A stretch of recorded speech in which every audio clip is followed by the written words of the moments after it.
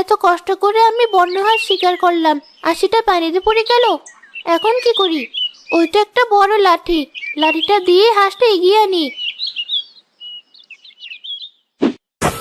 বাঁচাও, কে আছো? বাঁচাও, মরে গেলাম। মেয়েটার আবার কি হলো? পানিতে পড়ে গেল না তো? দেখি তো। শাহন পুকুর পাড়ে গিয়ে দেখে রূপা পানিতে পড়ে ছটফট করছে। সে আর দেরি না করে রূপাকে অনেক কষ্টে পানি থেকে তোলে। মা, কথা বল। কথা কেন বলছিস না? তুই যে আমাদের বেঁচে থাকার অবলম্বন। তোর কিছু হলে আমরা যে বেঁচে থেকেও মরে যাব। কথা বল মা, কথা বল। ওই সময় রুমি জঙ্গলের পাশ দিয়ে যাচ্ছিল। শাহনের চিৎকার শুনে সে এগিয়ে আসে। আরে ভাই, তুমি এমন করে কাঁদছো কেন মেয়েকে জড়িয়ে ধরে? পানিতে পড়ে গিয়েছিল, কিন্তু এখন আর কথা বলছে না। মেয়েটার পেটে চাপ দাও, পেট থেকে পানি বেরিয়ে গেলে দেখবেও সুস্থ হয়ে যাবে, কথা বলবে। সত্যি কি আমার মেয়ে সুস্থ হয়ে যাবে? ওকে ছাড়া যে আমি বেঁচে থাকতে পারবো না। শান্ত হও ভাই, আগে মেয়েটাকে বাঁচাতে হবে, তারপর তোমার সব কথা শুনবো। আমি বেঁচে আছি? আমি তো খুব ভয় পেয়ে গিয়েছিলাম, মনে করেছিলাম আমি পৃথিবী ছেড়ে চলে গিয়েছি। তুই কিভাবে পানিতে পড়লি? আমার তো মাথাটাই কাজ করছিল না। আর কিছু সময় তুই কথা না বললে তো আমি পাগল হয়ে যেতাম। উপরওয়ালা অবশেষে তোকে আমার কাছে ফিরিয়ে দিল। উনি কে? ওনাকে চিনি বলে তো মনে হচ্ছে না। ওনার জন্যই তুই আজকে বেঁচে আছিস মা। যাই হোক, তোমরা এই গভীর জঙ্গলে কেন এসেছো? তাও আবার এই ছোট্ট মেয়েটাকে নিয়ে? আসলে ভাই, আমি খুবই গরিব মানুষ। সারাদিন কাজ করে কোনো রকম একবেলা খেয়ে দিন কাটাই, কিন্তু আজ কিছুদিন কোনো কাজ খুঁজে পাচ্ছি না। আমাদের মুরগি ছিল, মুরগি মারা গেল। গরু ছিল, গরুটাও সাপের কামড় খেয়ে মরলো। মাঠের ফসলও সব নষ্ট হয়ে গেছে। আজ কিছুদিন যাবৎ জঙ্গলে আসছি কাঠ কাটতে, এতে কোনো রকমের জাল লবণ দিয়ে একবেলা ভাত খেতে পারি। মেয়েটা জিদ ধরেছিল বন্য হাঁস মুরগি পাখি শিকার করবে মাংস খাওয়ার জন্য। সব বুঝতে পেরেছি, তোমাদের কথা শুনে খুব খারাপ লাগছে। আমার শহরে অনেক বড় কাপড়ের ব্যবসা, টাকা পয়সার কোনো অভাব নেই। পাশে দুটো গরুর গাড়ি ভর্তি কাপড়।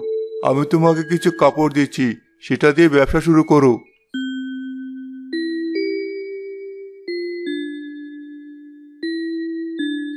এ তো অনেক টাকার কাপড়। নতুন ব্যবসা শুরু করতে গেলে এর কমে হয় না। উপরওয়ালার কাছে লাখ লাখ শুক্রিয়া।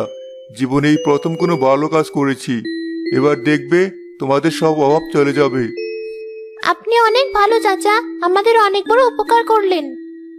আজ আসি ভাই, উপরওয়ালা চাইলে আবার দেখা হবে।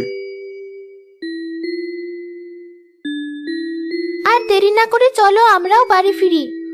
হ্যাঁ মা, চল। বাড়িতে গিয়ে আবার কাপড়গুলো বিক্রি করতে যেতে হবে।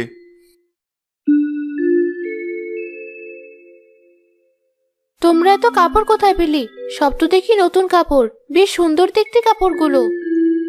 এক অচিন্ত ভাই দিয়েছে, বলেছে কাপড়গুলো দিয়ে নতুন করে ব্যবসা শুরু করতে। আমি কাপড়গুলো বিক্রি করে আসি। দেখি উপরওয়ালা কপালে কি লিখে রেখেছেন। উপরওয়ালা ওই মহান লোকটার যেন অনেক ভালো করেন। তুমি আর দেরি করো না, কাপড়গুলো বিক্রি করতে বেরিয়ে পড়ো। শাহন তার বানানো ঠেলা গাড়ি নিয়ে কাপড় বিক্রি করতে বেরিয়ে পড়ে, কিন্তু প্রথম দিকে তার একটাও কাপড় বিক্রি হয় না। এতে শাহন হতাশ হয়ে পড়ে। তবে কি এই কাপড়গুলো আমি বিক্রি করতে পারবো না? হায় সৃষ্টিকর্তা, আর নিরাশ করো না, একটা ব্যবস্থা করে দাও। আর একটু চেষ্টা করি। কাপড় নেবেন? কাপড়, নরম সুন্দর মলিন কাপড়, দেখতে যেমন সুন্দর পরতেও তেমন আরাম। ভাই, সত্যি তো আপনার কাছে অনেক সুন্দর সুন্দর কাপড় আছে। এখান থেকে আমার জন্য 3টা শাড়ি ও 2টো জামা দিন তো। দিচ্ছি ভাবি। শাহন লিপিকে তার পছন্দের কাপড় দেয়।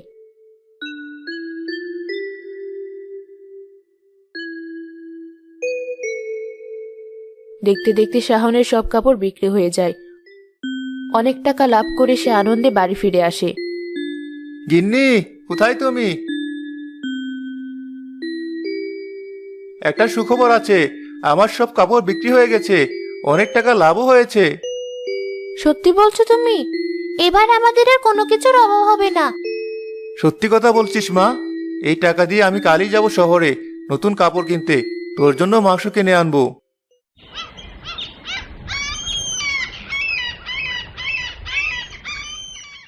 পরের দিন সকালে শাহন চলে যায় শহরে। বিক্রি করার জন্য সে অনেকগুলো পোশাক কিনে গরুর গাড়িতে করে বাড়ি ফিরে। কাপড়ের ব্যবসা করে কিছুদিনের ভেতর শাহন বেশ লাভবান হয়। আমাদের বাড়িটা অনেক সুন্দর হয়েছে। এই সবই উপরওয়ালার রহমত মা। আর ওই ভাইটার উসিলায় আজ আমি এতদূর আসতে পেরেছি। আমরা কত ধৈর্য ধরেছি, উপরওয়ালা তার ফল আমাকে নিজ হাতে দিয়েছেন। আমরা অন্যদের সাহায্য করব, যাতে কেউ আমাদের মতো কষ্ট না পায়। উপরওয়ালা সবাইকে ধৈর্য ধরার ক্ষমতা দিক।